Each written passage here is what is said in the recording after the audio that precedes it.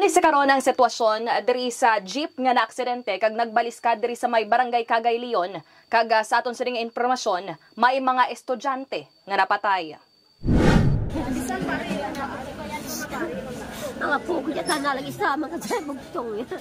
Nagtalang ison ang 52 anyos nga si Pasensya Cabana, iloy ni Arvin Calawigan, 13 anyos kag lola ni Princess Marie Cabana. 5 katuig ang pang-idaron nga napatay matapos maaksidente ang di pasahero nga jeep sa barangay Cagay Leon, Iloilo, alas 6:30 sang aga, Agosto 13. Suno kay Police Captain John Predic Padilla, ang hepe sang Leon Municipal Police Station, ang driver sang jeep ang ginkilalak sa kay Yuben Cabansag, 39 anyos nga tiyo man sa mga napatay nga menor de edad.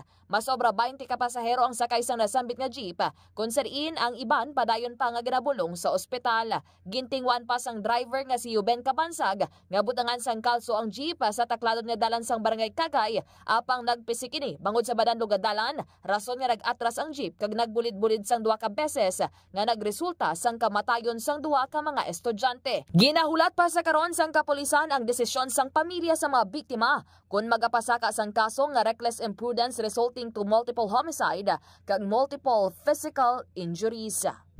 Pagkapailan na to ng driver sang reckless imprudence resulting to homicide, no?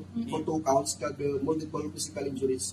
So but depende naman ina sa atong mga biktima kung pagpasaka sila kag kaso.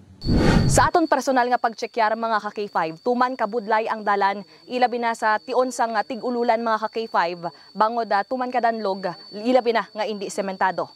Report nagikan diri sa may Banwasang Leon, Iloilo. Iniisi ka K5 Kim Montaño Caluyo para sa Kampyon nga Balita, Serbisyo Publiko, kagalingawan sa Iloilo. K5 News FM. Ang ining balita ang ginadulong sa inyo sang DTX Coffee Mix. Himo sa natural nga sangka pareho sang amarkuso, chia seeds, sugared cane extract powder. DTX Coffee Mix. Nakakapi ka na, naka-detox ka pa. DTX Coffee Mix. Mabakal sa mga butika.